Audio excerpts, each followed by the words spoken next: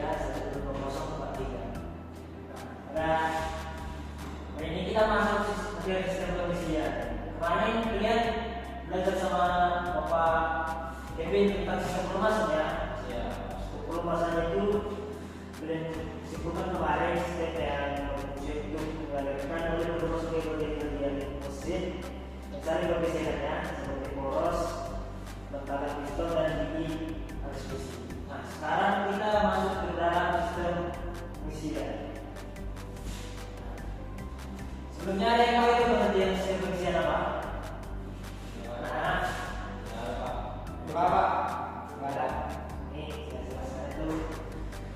Sistem pengisian itu adalah sistem produksi untuk menghasilkan energi listrik yang digunakan untuk mengisi aki dan dimulai dari aki sehingga dimulai daya komponen kelistrikan lainnya dan sepeda motor seperti kunci kendaraan, komponen klakson dan komponen lampu dan komponen elektronik lainnya. Sistem ini memastikan aki dan daya saat bisa dinyalakan. Pengisian berfungsi untuk menyediakan arus listrik untuk komponen kelistrikan dari motor saja di lampu, klakson dan lain-lain. Ulang daya pada aki agar selalu siap digunakan dan mencegah kelebihan muatan charging yang bisa merusak aki. Selanjutnya itu ada komponen pada sistem pengisian, yaitu generator yang biasa disebut di bahasa mekannya itu spool. Generator ini adalah bagian utama yang menghasilkan arus tegangan atau arus AC dengan bantuan putaran poros vektor dan magnet. Kedua ada itu namanya regulator rectifier atau kipro. Regulator ini berfungsi untuk menyalurkan arus bolak-balik yang dihasilkan dari alternator menjadi jarak atau merubah arus AC jadi DC. Ini juga berfungsi sebagai pendekatan tegangan. Selanjutnya itu komponen dalam alternator. Pertama itu direduksi dengan melindungi komponen kelistrikan secara potong saat terjadi oksidatif arus atau alat pengaman bila terjadi oksidatif. Nah, selanjutnya itu komponen paling penting yaitu baterai atau aki. Ini berfungsi sebagai penyimpan arus tegangan yang dihasilkan sistem pengisian dan penyalur arus ke komponen kelistrikan secara potong. Selanjutnya itu ada komponen utama dalam alternator yang pertama itu rotor. Rotor itu merupakan bagian yang berputar, biasanya berupa magnet permanen yang menempel pada poros mesin. Yaitu ini yang kedua itu setengah satu ini berupa kawat sebagai yang menjadi sekitar rotor. Ya, ada juga dalam alternator itu ada spool bearing dan spool pasang. Spool bearing biasanya ada berada pada magnetik dan spool pasang itu ada pada rotor yang transmisi manual. Selanjutnya ada komponen yang paling penting di dalam regulator. Pertama itu dioda. Dioda ini memiliki karakteristik menyalurkan dioda biasa ya, dioda warnanya hitam dengan gelap putih. Sedangkan dioda zener warnanya orange dan gelap hitam. Dioda biasa itu komponen elektronik semikonduktor yang memperoleh arus listrik, memperbolehkan arus listrik mengalir ke suatu arah dan menghambat arus dari arah sebaliknya.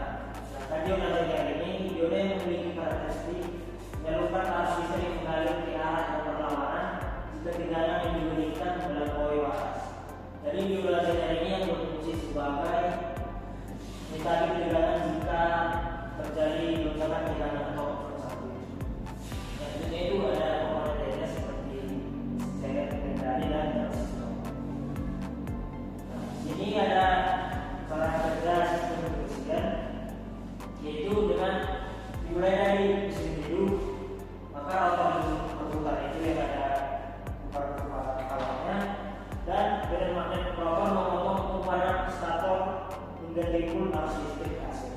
Arus AC itu masuk ke rectifier atau dioda biasa yang ada di dalam regulator diubah menjadi arus DC, sehingga arus DC dialirkan ke aki dan dialirkan ke kelistrikan motor.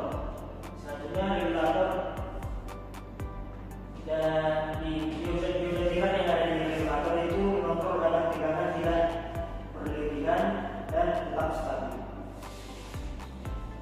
Oke, sebelum saya jelaskan ini dan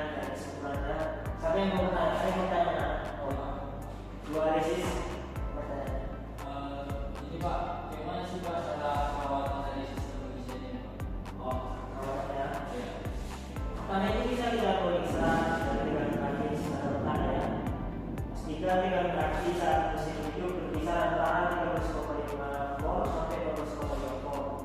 Jika dengan terlalu rendah atau tidak stabil bisa menandakan masalah pada alternator atau regulator. Yaitu membersihkan terminal api dari kotoran dan skala karat yang ada pada kabel. Selanjutnya, ini bisa sudah mengerti Pak. Ya, ada yang bertanya lagi ya? Ya Pak. Kevin apa yang bertanya? Kalau kelebihan dan kekurangan sistem pengisian ini apa aja Pak? Kelebihan dan kekurangannya. Ya Pak.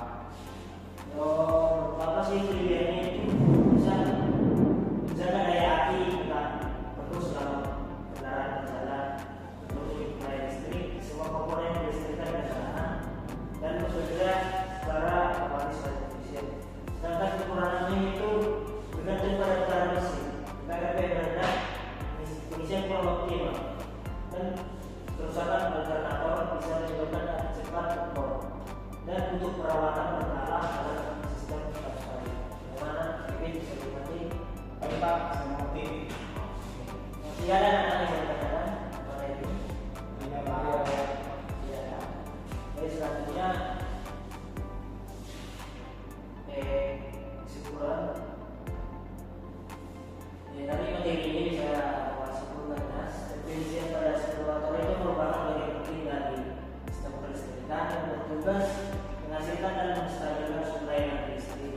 Sistem ini memastikan semua komponen kelistrikan seperti lampu, klakson dan sistem elektronik lainnya mendapat daya yang cukup serta kendala api tetap listrik. Oke anak-anak, sampai di sini pembahasan kita ya.